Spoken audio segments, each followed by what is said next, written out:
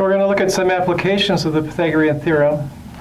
I distilled the Pythagorean theorem down to the smallest possible postage stamp size version of Pythagorean theorem. You have a right triangle. The sides are length A, B, and C. C is the hypotenuse across from the right angle. Then C squared equals A squared plus B squared. That's what the theorem says. And we could write that as C is the square root of A squared plus B squared. We have two examples here. Here's a baseball diamond, which is actually a baseball square. The sides are 90 feet long. So I can think of this side being like A, this side being like B, and D being like C, being the distance. And C then is the square root, so D is the square root of 90 squared plus 90 squared. So that's the square root of 2 times 90 squared, so that'd be 90 times the square root of 2.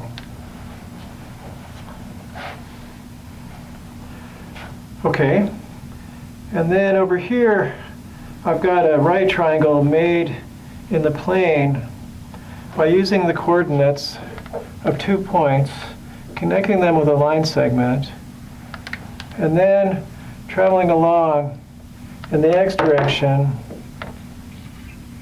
between the x coordinates of the 2 points, starting at the y coordinate of the first point, and then going up and down, starting at the y coordinate of the first point, and going over to the y coordinate of the second point.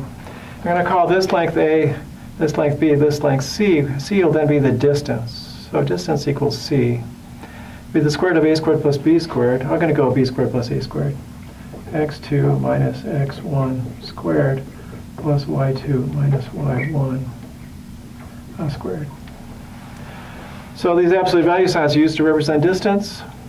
But when I square the absolute y2 minus y1, it's the same thing as squaring y2 minus y1. So I just omit the absolute value sign since squaring. This absolute value sign makes it positive, but squaring also would make it positive.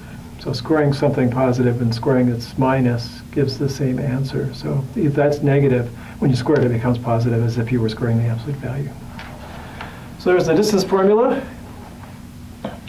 And that lets us find distance between points in the plane, which I guess we're going to do on a new slide. But maybe we could, well, let's see. No, I guess we're doing it on a new slide. And I'll be back in a minute with more applications of the Pythagorean theorem, in particular, the distance formula.